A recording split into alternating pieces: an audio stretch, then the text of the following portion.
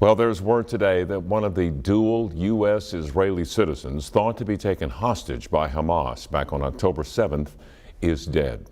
The news comes as the UN Security Council passed a heavily negotiated resolution on humanitarian aid to Gaza after more than a week of delays.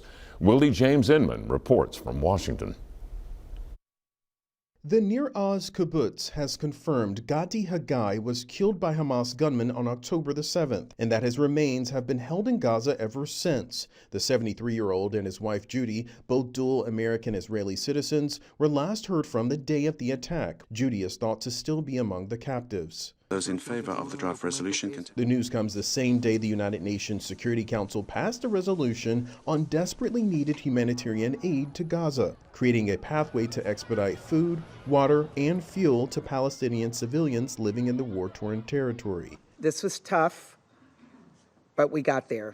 The resolution also demands the immediate and unconditional release of hostages, but it does not call for a pause in the fighting or a ceasefire, earning the support of the United States, which abstained, allowing the vote to pass. It took many days and many long nights of negotiating to get this right.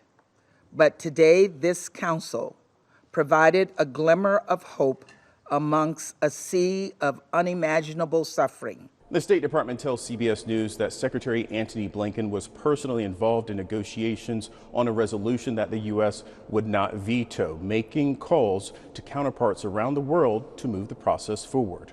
The vote comes a day after a report by the United Nations and other agencies found that 500,000 people in Gaza are starving. That's 1/4 of the population.